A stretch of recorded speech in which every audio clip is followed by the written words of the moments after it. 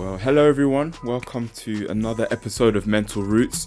Hope you're all doing well. I'm Nathan Aday, and this is already episode 8 of season 2. So, man, it's been interesting because obviously I've been, trying to keep up the weekly rollout, and as you can imagine, juggling that with like a full-time degree with deadlines in looming and other things I'm trying to do in terms of creative projects, earning residual income, different things. As you can imagine, like there's been loads of moments of burnout, and the good thing about me being more intentional about the mental health of my life, like which is obviously the focus of this podcast, mental health in young black men.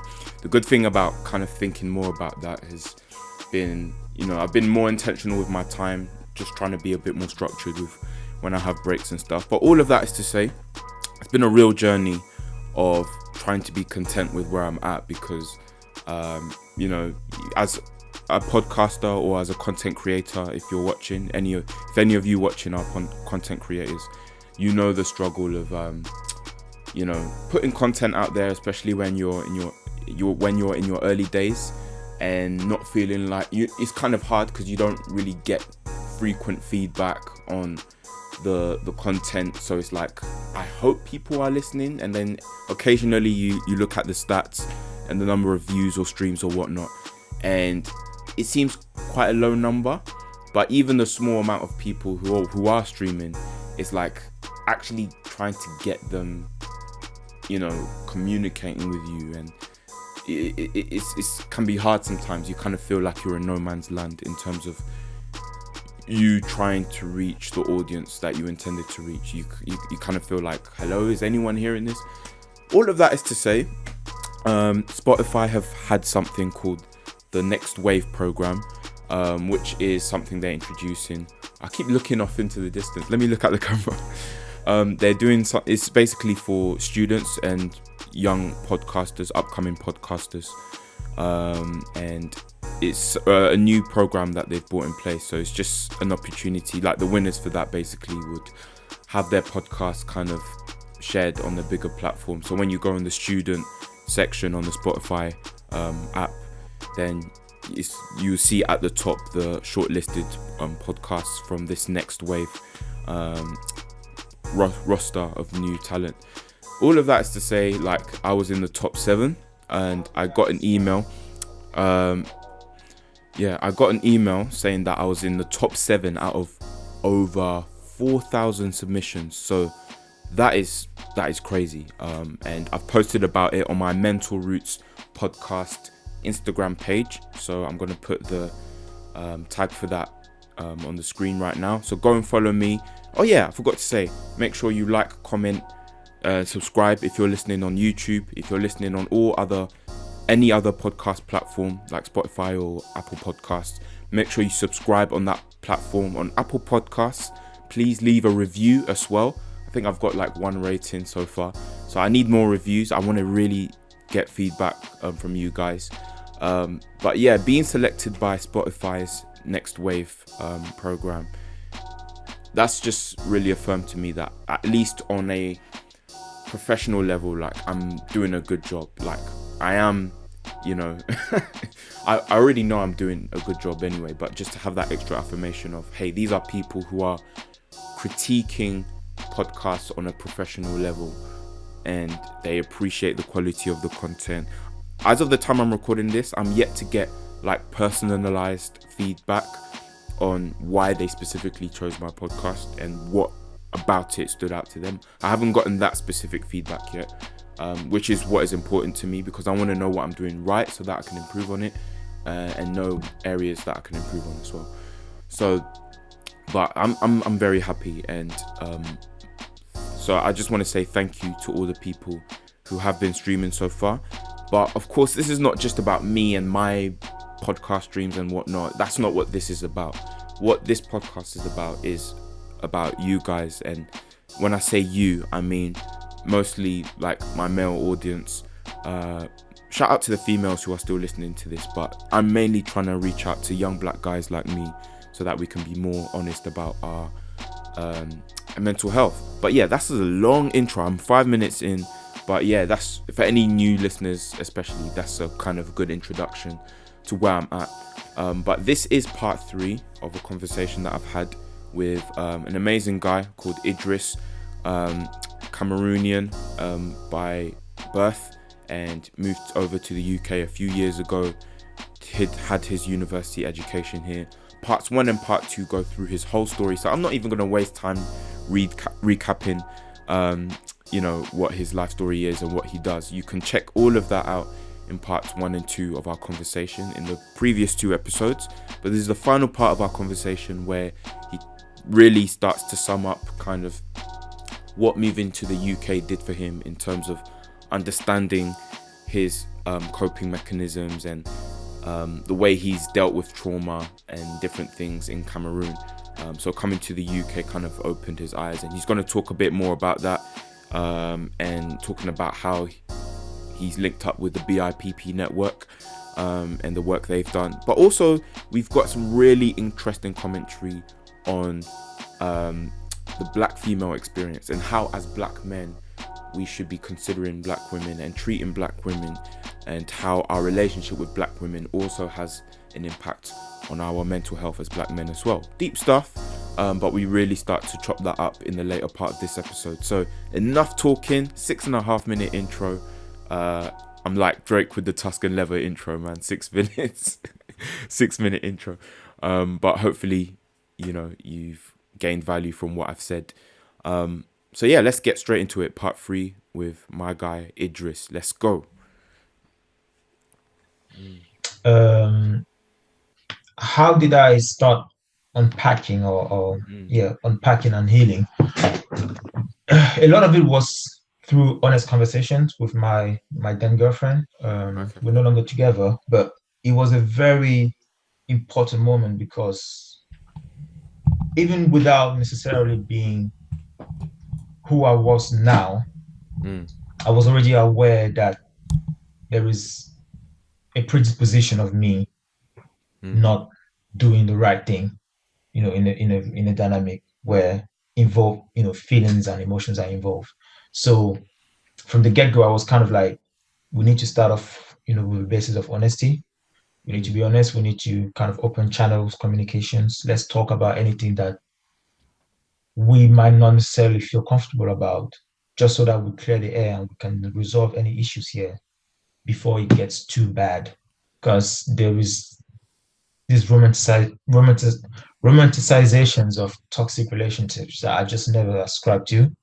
I I What do you mean don't. by that romanticization of it? Let's. It's made it to seem like toxic traits within the relationships are desirable for it to be seen as a real relationship. Mm-hmm. The controlling Yeah. aspects, the restrictive aspects, the um, controlling, restricting, manipulative, all of these kind of things that some people, It's a self-centeredness, pretty yeah, much, the isn't it? selfishness, the ego, the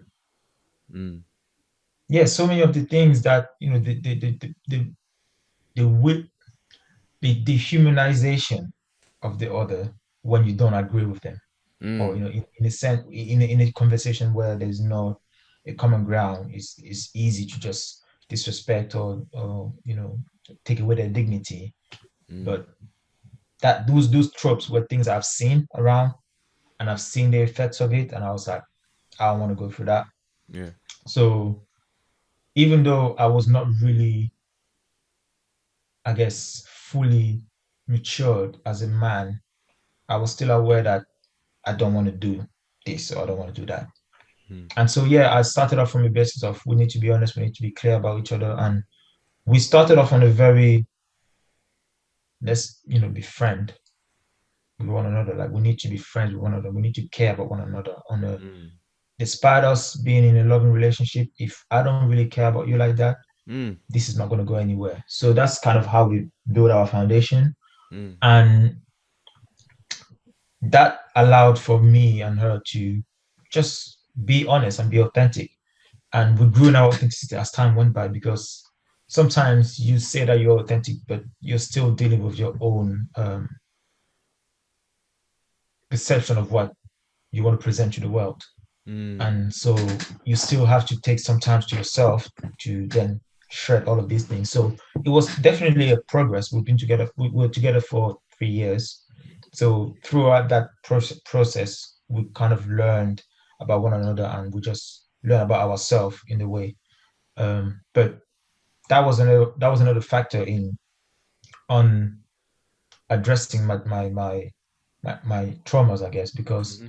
many of the many of the things that I experienced before came up within that relationships and how I was behaving, what I was saying, how I was interpreting things were also put in question like, why do you do this? Why do you Mm. do that?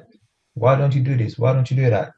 And because there was already a pre-arrangement that you're not doing this to hurt me, you're not doing this to you have no ill will, basically. So I was much more receptive to any sort of challenge Mm. because I was there was establishment it was established that we're not trying to hurt each other here, we're not trying to destroy each other's life or whatnot. So yeah, that allowed for somebody else who cares about me to help me reflect. And Mm. when that relationship ended, there was definitely like a conclusion that I need help, or Mm. we both need to still grow. We just can't necessarily help each other in that growth journey. Yeah. So yeah, that was like, okay, I I do need to address a lot of the behavior patterns that I have. Mm. And I did sign up for therapy after that, Mm. after moving to London. Right. Okay. So therapy has been the latest Mm. tool that has helped me unpack many of my personalities and my Mm. traits and my attitudes and behaviors. Mm. So how long have you been doing therapy now?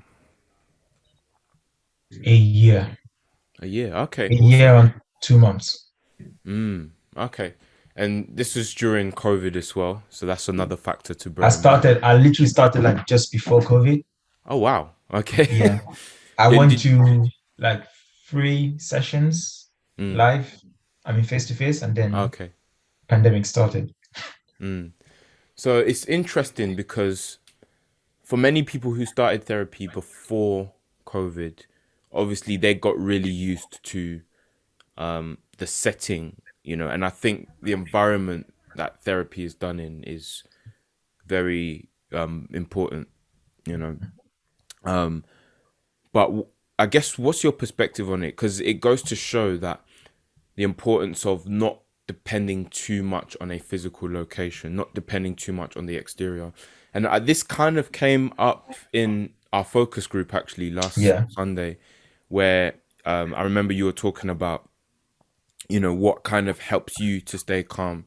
And so for you, what's been the challenge of, was it really much of a challenge? Because you had 3 sessions and then Hmm. you've had most of your therapy during lockdown anyway. So Yeah. would you say that it didn't have too much of an effect, or like Nah, it how has it was how's it been for you? it's been very good. Purely because it gave us a lot more flexibility Right. um Okay. in terms of time, in Mm. terms of length as well. Because when Mm-hmm. you're not necessarily restrained by the booking of a specific Right. Okay. location. Right. Um, there's been many times I've went over the time allocated. I can imagine. Um, um, but it's been an amazing journey because I got to be very honest Mm. and close with my therapist in terms of just sharing everything that I have been through, and we've Mm. developed that professional intimacy that you like somebody who's cared about, who's whose mental health is in the not necessarily in the hands of somebody else, but you get to feel that sense of, okay, they're here to help me, they're here to support me, Mm. and they have no ill will, basically. Mm. Which is, I don't know if I'm doing that subconsciously, but that idea that people who deal with you have ill will is definitely a Mm. remains of when I grew up. because there's a lot of stories and a lot of experiences where people just deal with you, but they have ill intentions, and they're Mm, just waiting for the chance to exercise that ill intent. mm, So you are kind of always on your guards about people who get too close to you because you don't know what mm, they're there for. So it was very important for me to establish what was it that our dynamic is based on, and that right. there's low likelihood of you having an ill intent when you're in my space. Mm. So you've probably heard the term culturally competent therapy before, and Hmm. for you personally, is that something that's very important to you in terms of your experience? You know, what is it? Yeah, So I'm assuming your therapist is also black as well. yeah. Just tell us a bit more about that kind of cultural dynamic, and also as a black man, is your therapist a black man as well? Or? She's a woman. Oh, she's a woman. My Okay, therapist is a woman. so that's interesting because we in the past the conversations I've had with Vanessa and a girl called Taja as well, based in the US. She goes to a HBCU, by the way, and they've got therapy within there as well. So Mhm. she's got a good experience to talk about there, which you can check out on the podcast. But yeah, so kind of what have you learned in terms of the importance, just from your personal experience, of having someone who better understands your background and culture, and how does that influence the way you are mentored as a black man? Um, it helps in kind of skipping over the details of certain feelings and experiences that you have that you Mm, can't really put in words. right. Like it would be very difficult for me to explain the social anxiety I get when I'm in a space where there's no other black people around me. Mm, It's very difficult to explain that in words because, yeah, it's just difficult to explain that in words. Um, the understanding of racism and not having to explain necessarily mm, the minute interactions that you have, yeah. and they just get it and they're trying to address the real issue as opposed to getting you to explain and wasting time on the little details. Mm-hmm, There's that. um Kind of like the understanding of the global community as well, the global black community, mm, which might not necessarily translate very easily with somebody else. Why is it that you've never seen somebody else, but you feel like that instant connection with them when you're in a space where there's only two of you there or three mm, of you there?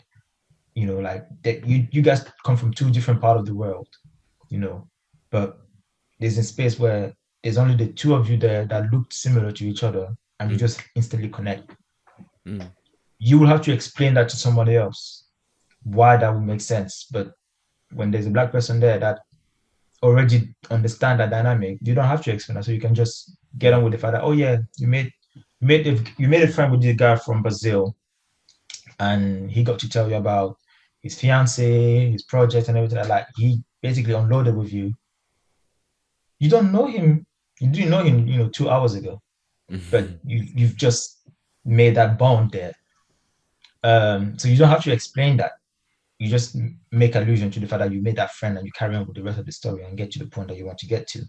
mm, These kind of stuff, the unspoken experiences that we go through on a mm, day-to-day basis, you don't have to explain that. So yeah, that was mm, definitely a relief of me to know that I don't have to go through explaining my experience to somebody else. mm, mm. And I feel that should be so reassuring for other young black guys like us as well, because when it comes to mental health, when it comes to the idea of therapy, we usually associate therapy with what we have to say as opposed to Mhm. what we don't have to say. You know, Mm. is therapy about saying loads of things and confessing as much as it is Mhm. about just having a safe space to just exist and to process. Mm-hmm. So that's a really good point that you raised. And that leads us. I know we're running out of time, but this leads on really well to how I wanted to conclude. So, what advice? So, this podcast is dedicated. It's meant to be by black men for black men. But the recent people I've interviewed, like Vanessa and Taja, and earlier in season 1, there was a woman called El Formosa as well. So I've noticed that the black experience, there's so much connection and overlap with the experience of the black woman, and how, the way we interact with the black women in our lives. Like I believe the better we treat black women, the more in turn we're better treating ourselves, because they are our backbone. And I'm sure you can think of the many aunties that have been looking after you, and the different women figures in your life, that including your girlfriend, your therapist as well, who have really helped you understand yourself, as well as the pretty much all female team of Inside Out as well. So that's one aspect, making sure that we have a better bond with our black sisters, and know that, they add a lot of value to us, and that we also need to add value to them as men, because the truth is we do have privileges that black women do not have, or ethnic minority women. So understanding there's different privileges that everyone has.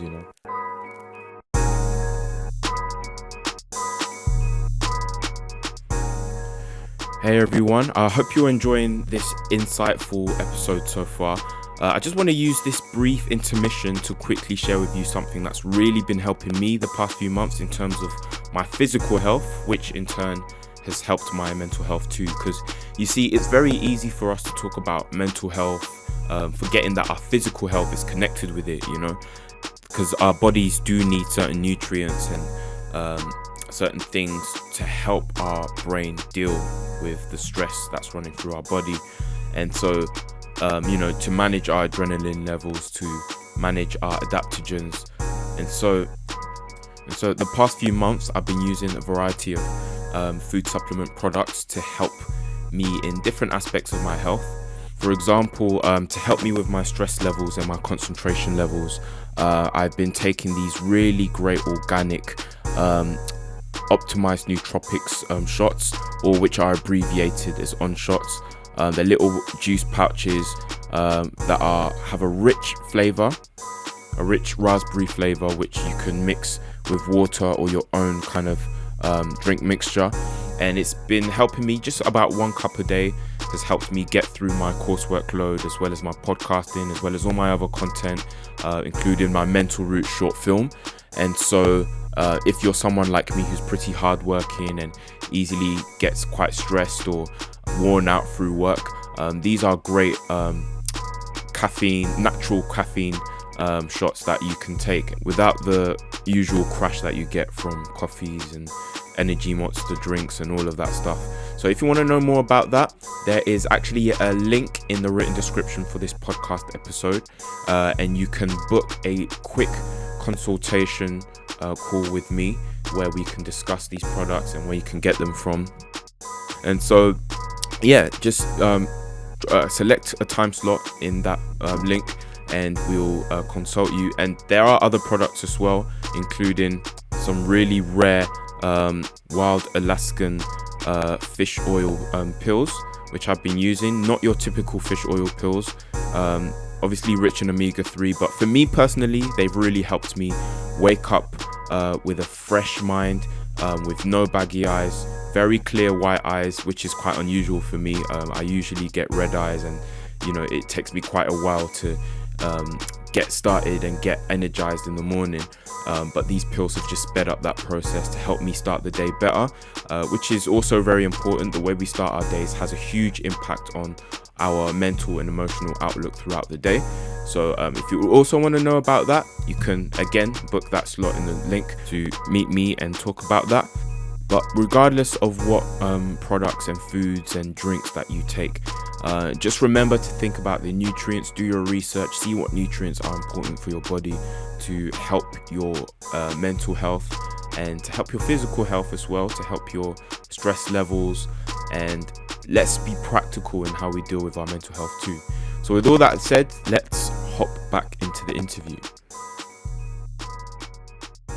So there's that aspect, but also what would your advice be to any of the young black men listening right now in terms of, you know, they're struggling, they might have connected with a lot of the things you said in terms of, you know, either being someone you're born in another country and migrating to the UK, or just being or going through the issues of hypermasculinity or instability with family, anything, young black men who relate with anything you've said about your life, what would your advice be to them? It can be more than one point. And yeah. I would say they have to take time out to care for themselves. Right. And by that I mean look inside, and you can do this with therapy, which is to identify where your wounds started, or where were you hurt first, or where were you hurt the most. You can do that with therapy. But on a general basis, you can just try and practice more self-awareness. Try and practice how do you feel in different scenarios. Are you happy with how you feel? Are you willing to receive the same, I guess, treatment if you were on the other side? How do you interact with a stranger? How do you interact with a friend? How do you interact with a family member? How do you interact with your loved ones? How do you interact when you're angry? How do you interact when you're happy? How do you interact when you're sad, when you're confused? All of these kind of different spaces that you will find yourself in. Take a second and just reflect, like, how do I behave in those different scenarios? And are you happy with how you behave in those different scenarios? And if you're not happy, find out why and find ways that you can make that interaction better, because a lot of the time, many people react due to their past experience. And when you find yourself acknowledging that you are not perfect, you are also graceful towards other people who are not perfect. Like, you will have an interaction with somebody and they may not be nice with you, but you're not going to internalize that necessarily and be like, oh, they have a problem with me. Because you know that pain is coming from somewhere. And you've searched deep enough within yourself to know that pain is there's roots, you know? Yeah. Hence the title of this podcast, Mental Roots, you know? The roots are deep, bro. The roots are deep, man. They're very deep. And I think we need to start practicing a lot more compassion, a lot more empathy as a community necessarily. And Black men necessarily have to practice more empathy and more compassion towards one another and towards Black women, because unfortunately, I've been witnessing a lot of lack of compassion when it comes to Black women. Right. And it's disheartening to see that compassion is only extended when it's beneficial to one person. Like, right. I'm only extending compassion to this person because it benefits me directly. And I won't extend any compassion further if I'm not benefiting anymore. And it's like, that's not how it works. You're meant to be compassionate by default. And then everything else will just come to you. You should just be compassionate first. And as how they should treat Black women, treat them with respect. Oftentimes we think all we need to do is love the Black women or protect the Black women, but respect her first. When you respect her. Say that again. Yeah, we often think that what we need to do is to love the Black women or protect Black women, but we need to respect her first. Because when you respect her as a human being who is entitled with her own agency, you will see how things just change so much. Like, because with the idea of loving them and protecting them, it's still making them an auxiliary of us. They're not auxiliary Right. of black men. There It's are like black a women. it's like a pampering sort of like, oh, it's Yeah. like, oh, we can see you're hurt. Let me just try and make you feel Mm, better, sort of thing. yeah. It's not, but so what you're hinting at is less of a reactionary response from black Yeah. men and Hmm. more of a well thought out response of, okay, Yeah. Definitely less of a systematically and reactionary logically, response and more of like a yeah, proactive one right. where you actively um take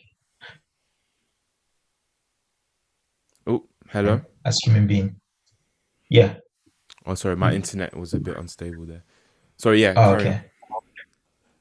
What did I last say? Yeah, When did so you you, cut off? it was just after I spoke actually that you cut off. Okay. No, I was saying that, we need to not just look at loving and protecting black women. We need to look at respecting them Hmm. because respect will make all of the other two come. But you can love somebody and not, you know, respect Respect them. them. That's It's, true. it's odd. That's true. That It's is, odd, yeah. but you don't Mm, have to. You don't have to love every single black woman that comes your way. But if you respect them, you're going to interact with them in a much better way than than anything else. And you don't have to protect every black woman that comes your way. But if you respect them, you give them hmm that, yeah, you give them that grace of mm, you're not gonna, yeah, just respect them. mm. Just And out I of think interest, what's one practical example of what it looks like to respect black women? they are entitled to dealing with you or not. Mm, Like, like if somebody doesn't want to deal with you, you respect their choice and you say that I'm making myself scarce. They don't have to deal with you. yeah. It's a weird thing, right? Hmm. I remember when I was, where was I? Was I in London already, or maybe I was still in Bristol? But I saw a man that was blind, and he Okay. was going down the stairs, but he had a bag. Hmm. So he had a bag and he had his cane, and he was going down the stairs. And I came and I kind of held him from by the shoulder, and I kind of Hmm. like was directing him, and it was like, Okay. oh no, let me go, let me go. Mm. And I was kind of like taken aback, like, why are you denying, help? Mm. I'm trying to help you to. But I didn't speak to him. I didn't like engage with him at that point. But I kind of sat down and reflected, like, why am I being denied if Mm. I'm just trying to help you? So a And it superhero wasn't even long after that. complex.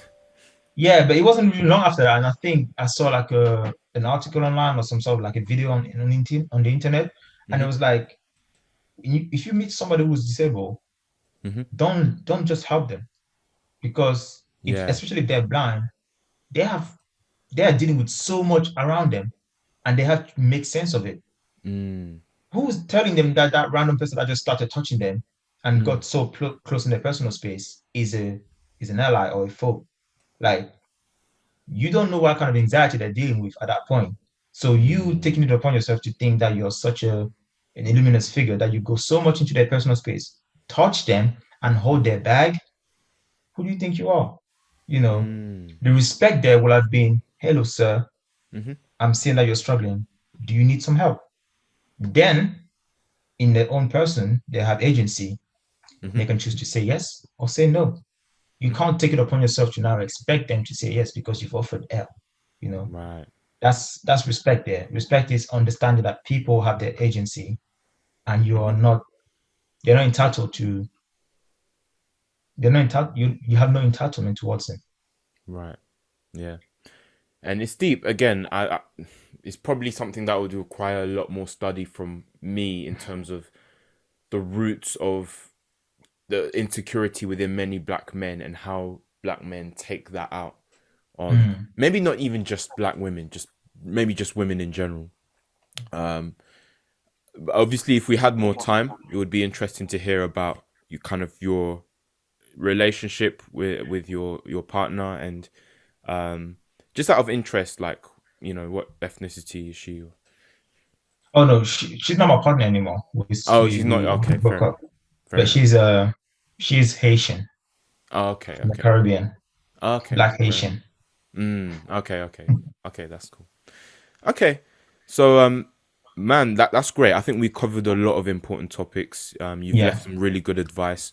Um, in terms of the practical resources that are offered by BIPP, specifically for Black men, what is there on offer, and kind of just leave some So details for the yes, listeners. so you can follow us on Twitter um, at BIPP Network, on Instagram at BIPP Network. Hmm. We're also on LinkedIn, and we organize events on a very regular basis that are to do with racism, race, and mental health. Mm. Our website is BIPP, so BIPP Hmm. network dot no at sorry BIPP. It's all right. The good news is I can type it out and put it in the written Okay, so yeah, description. But yeah, BIPP network.org.uk. okay. And we're currently actually having a fundraiser where we're asking people to help us be sustainable financially for the next year because, like Hmm. I said, we're doing it on a voluntary basis, but we actually pay our keynote speakers and any Mm. sort of guests that we bring on board. So Okay. it's financially tasking, and Mm. we need people to kind of support us. So Do you you have a can deadline for this fundraiser? there's no deadline necessarily, but we have a target of 25K. So if you Okay. follow the hashtag BIPP25 on Twitter, you'll be able to find the link and donate on Go um, GoFundMe. Okay. And yeah, so find us on our website, on Twitter, on Instagram, and Hmm. please donate to our uh, fundraising campaign. Mm. Awesome. No Thank you problem. very much for your time, Idris. And No problem, Nathan. Thanks a lot yeah, for giving me the space. That was great. yeah, no problem, man. No problem.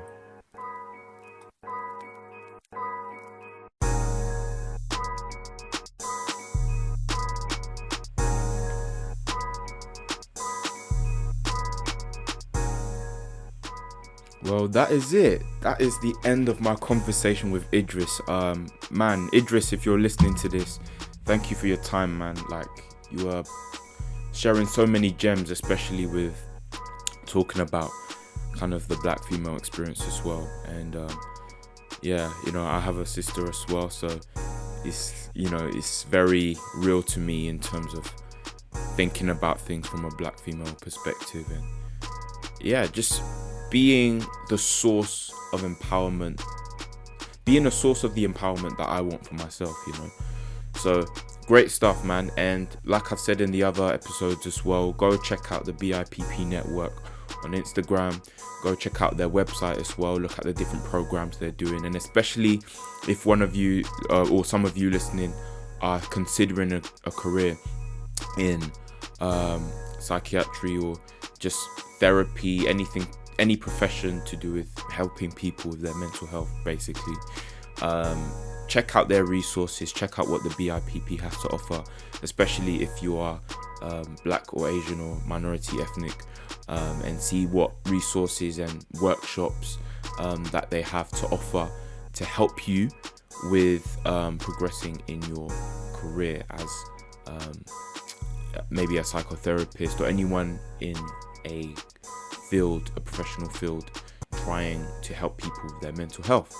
So in addition to that, there's also Inside Out UK, which are another organization founded by a friend of mine, Vanessa, another of my many friends that I've made online during COVID. But yeah, I had an interview with Vanessa talking about her mental health journey and what inspired her to talk about, but to address mental health issues, especially in the black community, through her organization, her non-profit, Inside Out UK. So go check that out. Check out, I can't remember what episodes they were in season 2, but yeah, check out the earlier season 2 episodes, and all the details for Inside Out UK are in those episodes as well. Also, Don't forget, like I said at the beginning, don't forget, like, comment, subscribe, especially if you're on YouTube.